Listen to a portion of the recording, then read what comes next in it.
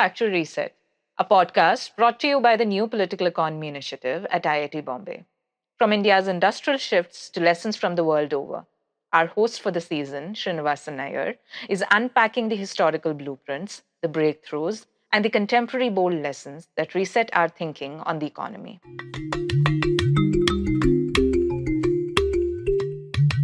It's our pleasure today to welcome Professor Surbhi Kesar, who teaches at the School of Oriental and African Studies, London. Welcome. And thanks very much for joining this chat, despite your just landing here this morning. Thank you very much for having me and, having this very important conversation with people. Let's begin with how you would define industrial policy, because that's useful for us to understand everything that you say in the rest of the conversation. I think it's probably one of the most difficult questions. And as I was just thinking about it, that, we are talking about in some way, as you had also pointed out, changing the structure of the economy in a way such that there are certain strategic industrial sectors that are able to take off. And of course, with that are linked various aspects. One is, of course, the question of productivity, who produces, how is value produced in an economy, who owns the value, which is like that issue of ownership that is, I think, often forgotten in a lot of industrial policy discussions. And then, of course, the question of labor, which is centrally important. How is labor absorbed? Where is it absorbed? And I think also the question of what are the kind of institutions around it which allow and facilitate it.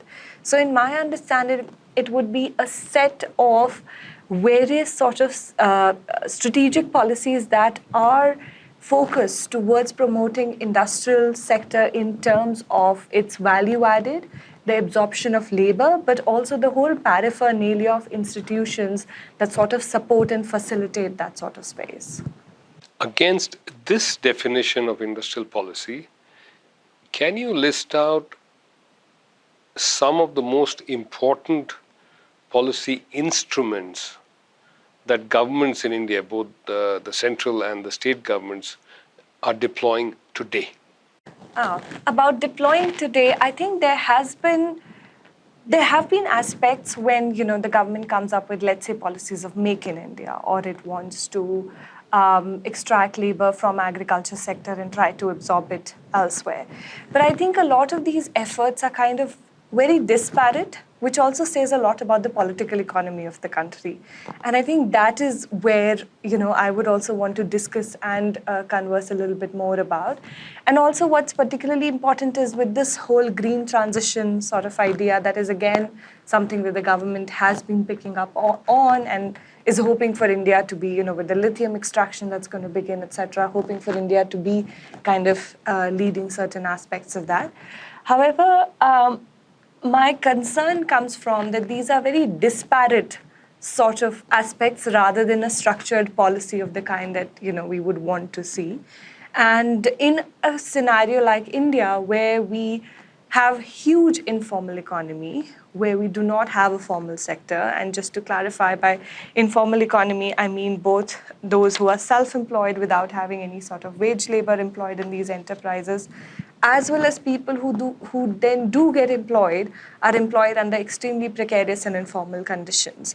And in those kind of situations, even when we want to have an industrial policy of the sort, let's say, which allows, which would basically require people to move from one sector to another, as well as value creation more in, let's say the industrial sector, we do not have enough resources, or we do not have enough jobs in which we can in fact take these people who are from this informal sector into the formal sector. So what that then becomes is a classic case of dispossession, that you dispossess people because what you're interested is in their resources.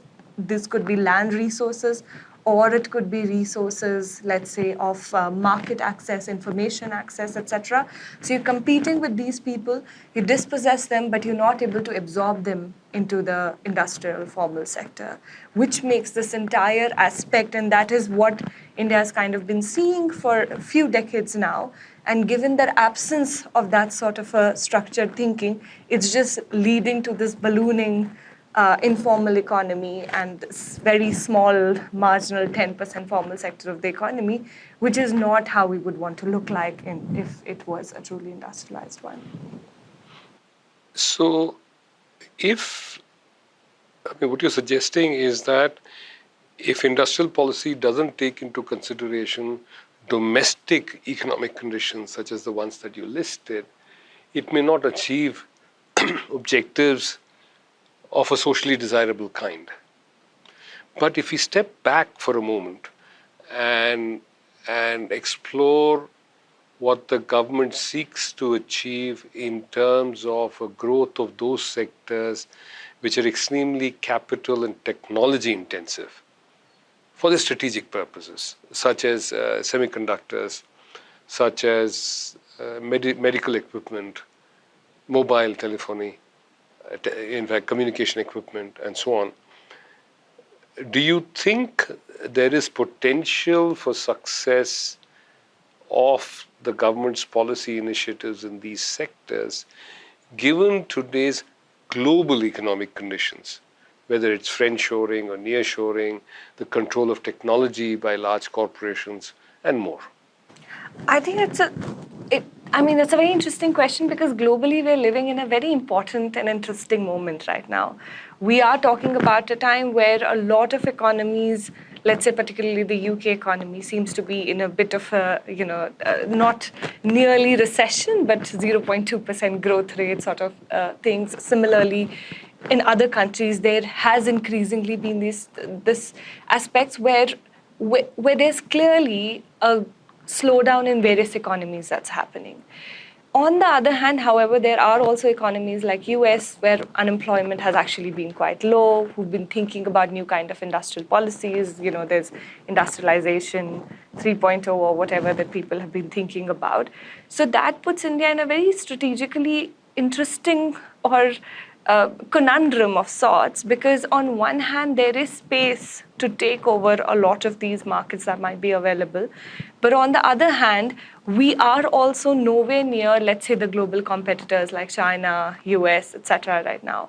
And what we've been seeing, particularly, and that's where I'm going to try and link your international and domestic context, that despite there being, let's say, global value chains which allow for different parts of the industrial production to be basically be disaggregated across the globe spatially, despite that, what has happened is the monopoly rents for much of the production that happens are still being captured by US, UK, and 3-4 countries in the first world, despite India, China, and a lot of African economies, Bangladesh, etc., being integrated with the value chains.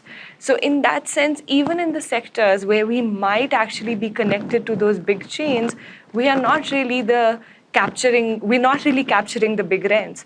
And there has been, barring certain countries in Asia, there has not been an economic upgradation that has happened. So that puts us some context in the international sense of where we are kind of at a back footing. And if we keep producing these lower end commodities, even in those value chains, or we are likely to not actually be able to create that kind of value generation that you would ideally want, which can be reinvested in the country. And that links to the point of the domestic economy, which is this important question about social upgradation of labor. So we talk about moving up the value chains, etc. But importantly, the social upgradation of labor, till we centrally locate that, either we want to go towards a sort of a more domestic focused policy, or we want to think about internationally. I think the question of labor for India has become so pertinent that we cannot continue to have, let's say, what you talked about, strategic sector and growth, if those sectors aren't absorbing labor. In India, the last 20 years, what we're seeing in the increase in employment is mainly just informal employment. And there's informalization of the old bygone era days of the formal sector as well.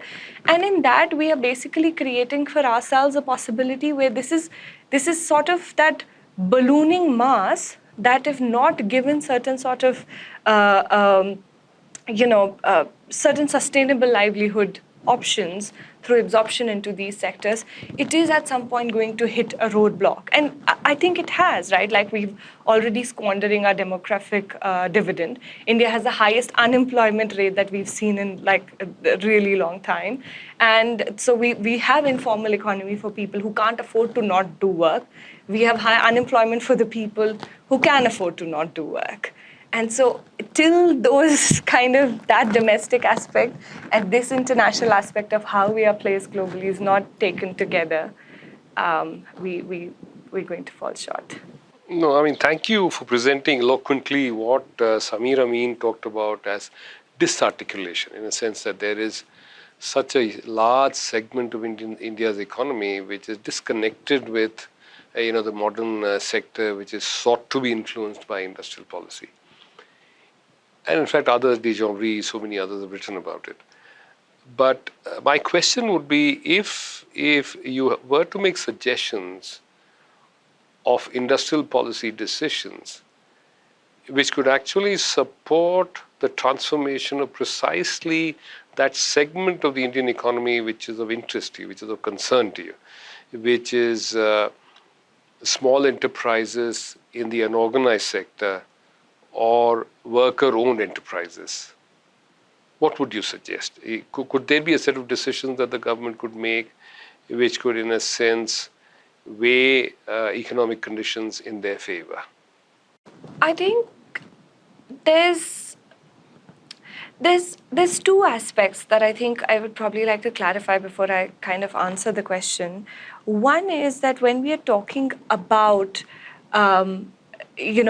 what kind of policies can government create in order to promote that, the thing is that thrust today on a lot of industrial policy, even from very critical perspectives, does come into being without taking the question of labor into account, as I was saying. So even when we talk about let's create more market failures and monopoly-like conditions where we orchestrate something like that, or market shaping policies, etc. I think what today's time is allowing us to do is think very creatively about these things. And one of that is the ownership question. And who owns the capital? Are we talking about people who will be at the top end of the spectrum? Like you were saying, there's this disconnect of sorts that's happening. And, it might as well be that we are basically looking at two autonomous economies. We're not even talking about, there might be, someone from an informal economy consuming like a Colgate or something. So there's that consumer goods sort of, for the lower end consumer goods there might be. But then on the other hand, the restaurants versus dhabas you would go to or not go to, anything like that. Or when you're talking about the clothes you wear, etc., they become like completely two disconnected things. So I think one, there is, how do we think about joining these two sectors? Is that at all something that's required? Or we're talking about this two-pronged growth of the Indian economy. But then if that becomes question, and we know redistribution questions are important, not just because from a welfare point of view, but also because if you want to have higher multiplier effects in your economies, you need that kind of a redistribution, then I think this ownership becomes a very important question. In older days, people would talk about land redistributions. And now we're basically in a phase where we have mainly marginal and small landholders. So that land redistribution question is a lost, aspect. But there is something which we're talking about in the possibility of redistribution into these resources being pumped into these micro, small, medium enterprises. And also what we've seen, particularly in the past 10 years or so, is this real dominance of big capital that has kind of started to happen, which also influences the political economy of a country in various ways. So when my thrust would be more about these smaller enterprises, etc., where there's an ownership question that's I don't know to what extent it's feasible to bring it in really in policies, but to have it as a very essential part of the conversations that, look, those earlier ownership patterns, we're right now in a wealth inequality which maps the colonial times. So that's where we are, and that's influencing the economy. So in my understanding, one of the key aspects to brought in would be this ownership question and redistribution question. Because you've written about this sector, And you've written about the need, on the one hand, for them to be technologically dynamic so that they're able to increase productivity, and on the other hand, so that they're able to accumulate capital and grow simultaneously. So, in a sense, the two go together. So, is there something that could be specifically directed at this? Because you're right in that most of the policy instruments are aimed at the other direction. But if you could sort of share some thoughts to this. I think insofar these people are not able to grow and accumulate is not a problem if their other part is able to generate enough job to absorb them. Because these were always like, I think the way I would like to think about it is that when we had that classic development question, the idea was you have an agriculture where you have this very peasant system of economy which is not accumulating, etc. You try to undertake that classic Lewisian sort of transformation. You pull people out of here, absorb them in the modern industrial segment. This unorganized sector, informal sector, comes into being as the biggest roadblock the development theory has ever seen. Because it was almost assumed that, this peasant is just dying to be pulled out of this agriculture sector and will be voluntarily absorbed into this formal sector. But what we had is the urban squalor of urban, informal sector, where people came out of the agriculture sector either because of push factors or pull factors. But then the problem became that there was no absorption for them. There's a very classic 70s article by T.G. McGay who says this is basically peasant in the cities. It's like the exact peasant system of production now in the cities. So insofar we are able to have industrial policy that is able to absorb these workers, we don't really have a problem.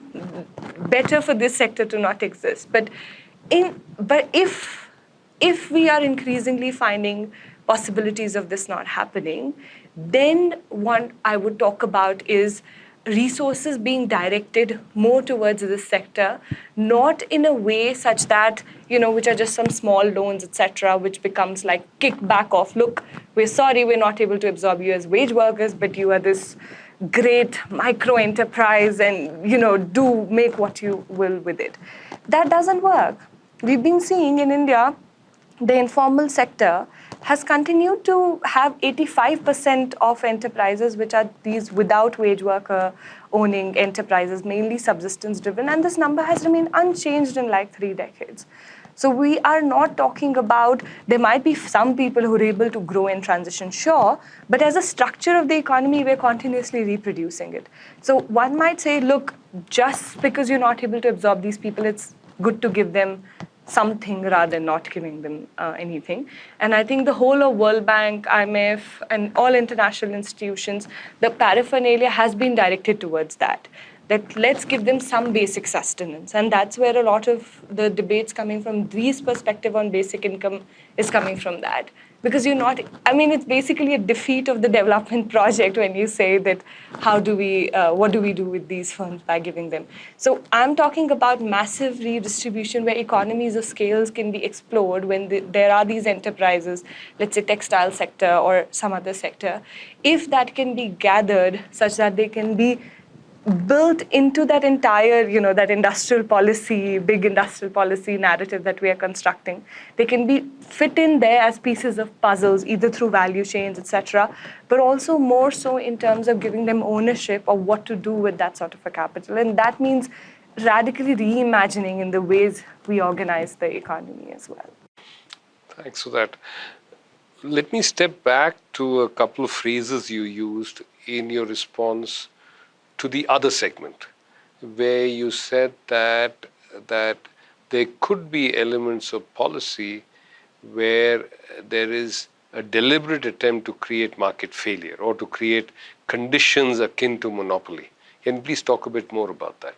I think so. This takes us to that standard Justin Lin and Hajun Chang debate where, they're debating about whether to defy or follow comparative advantage policies. And Hajun Chang keeps on saying that, look, if we look at history, look at Britain, you look at all these so-called first world economies today, they did develop particularly by having trade policies that were not open, by basically creating a lot of market failures, and I'll talk about this term a little bit. It is basically saying that, look, market as it exists, and when you're following the market signals of production and exchange, you might not really achieve an industrialization.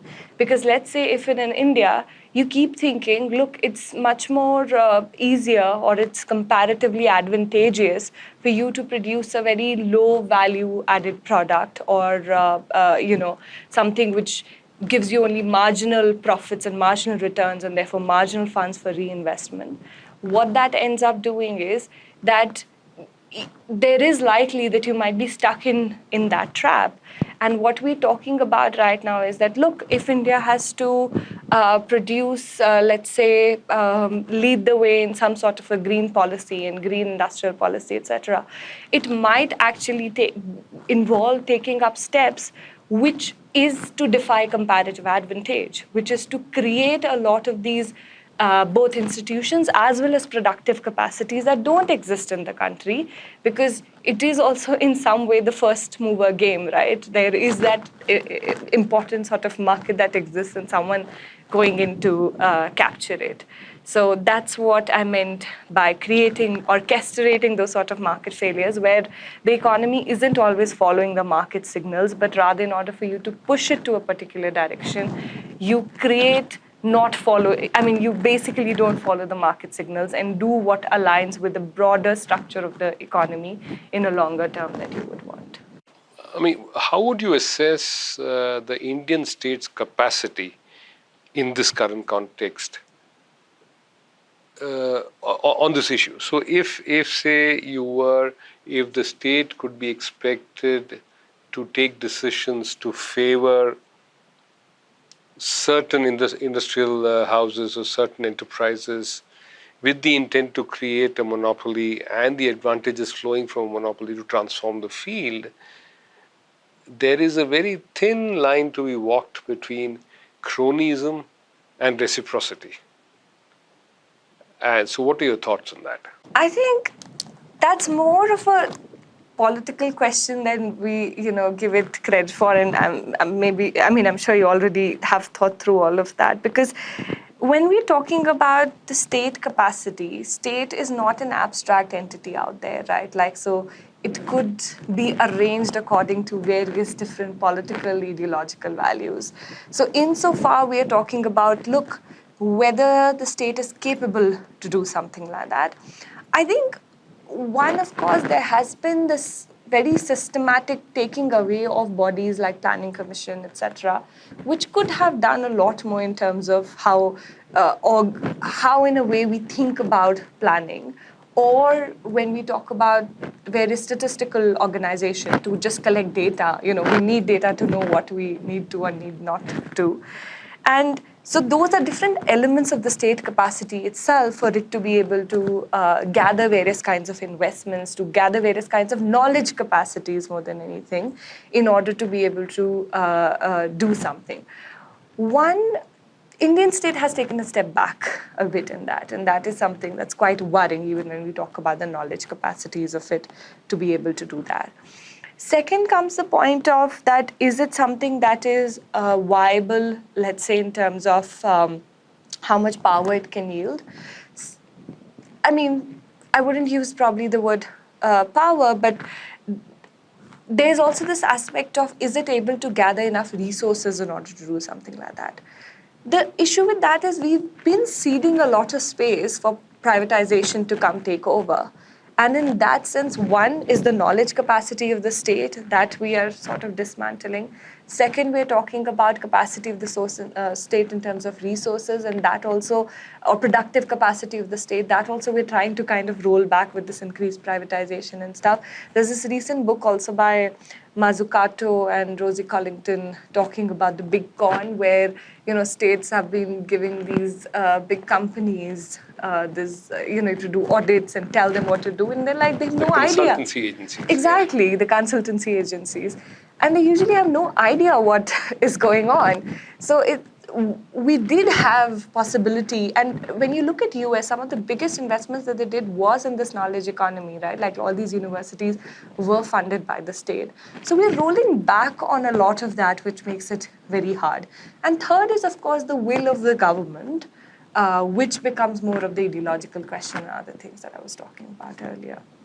Thank you. So now, all this discussion, you say that India cannot transform unless the state takes policy decisions, right? Otherwise, it's bound to drift on the basis of current comparative advantage.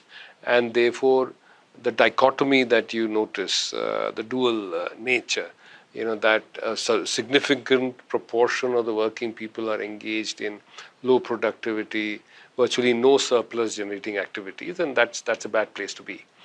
Now, all of these therefore require state action, but the entire thinking, does it raise some fundamental issues and does it pose some fundamental problems to the neoclassical economics that dominates the discipline today? I often get very unsettled while trying to answer a question on neoclassical economics, because I think we're probably not dominated by neoclassical economics. We are dominated by some form of what, there's this economist Yahya Madra would call the late neoclassical revival in some ways.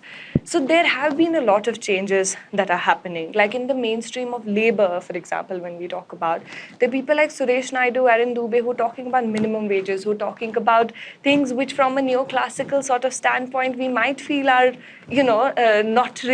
don't really ascribe to that sort of an idea. But I agree with the fact that when we talk about much of our policies, the way they are dictated, they do still remain rooted in that sort of a neoclassical paradigm. So I do think economics research probably is progressing faster, even though it hasn't in a very fundamental way tried to address questions of power and other things or structural issues per se. But I do think there's been more progress in economics as a field than we give it credit for, even though on another occasion I'll seem as the biggest critic of it. But about state policies being informed by it, I think what's very interesting to see is that it's not just about the Indian state, right? Like even when we talk about international institution, there's this paper by Isabella Ortiz and other people which came out recently, where they're tracking, let's say the IMF fiscal, what they've basically been talking about, fiscal and monetary policy, and how that has switched post the economic crisis that happened in 2008. And they're saying, look, when the early economic crisis happened, there was this huge fiscal expansion and injection in the economy that happened that helped take it off, which was, the period of the Keynesian revolution in the US, etc. But what we saw post 2008 was actually this few years of expansion and then a sudden contraction. And that kind of cycles kept happening. And what also happened along with that was when you look even during the COVID crisis, the kind of IMF policy, which was another paper by Ortiz, Devika Dutt, and a few other people who were talking about that, look, for most of these policies, there wasn't like an expansionary thing that they asked governments to undertake. In fact, it was quite divided. And much of the expansionary, rather contractionary policy, or rather asking them to not do huge fiscal injections, was the recommendation for the global south economies, which were the ones which had suffered quite a bit and disproportionately high in number.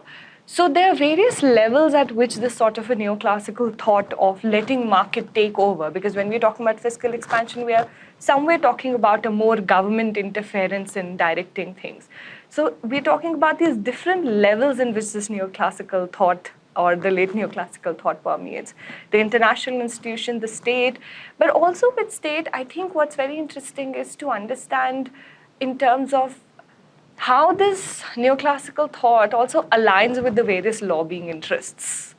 And even though neoclassical economics is made out to be this very rational, maximizing sort of idea of to do science, but it is something that's constantly being used by these lobbying interests. So what I would say, we need to very categorically center and move away from the neoclassical economics is to understand the political economy of aspect, because these are not different economic actors that are functioning in a vacuum. In India, you've got the caste lines dictating much of how economic activity still takes place, right? And in that sort of situation, neoclassical economics would talk about discrimination, would talk about inequality. But the moment it talks about structures of discrimination and how they interlock and interplay in dictating who gets the land, who protests for the land, etc., a lot of these questions just completely fall short. And it is that, for me, this inability to take into account structural aspects of power at different levels and assuming as if economy works in a vacuum, and even if not, even when institutions interact with it, that happen in a very marginal way, that look, there is one correct institution, there's one correct institution of private property rights, and you align individuals to it. That is where institutions will come into being. Or so whenever they have tried to introduce all of these things, that's come in this very peripheral way that isn't able to take into account the whole nature of the beast in its entirety full on, how these institutions, how political economy, how lobbying, how power works along with each other in order to bring us the political economy of today.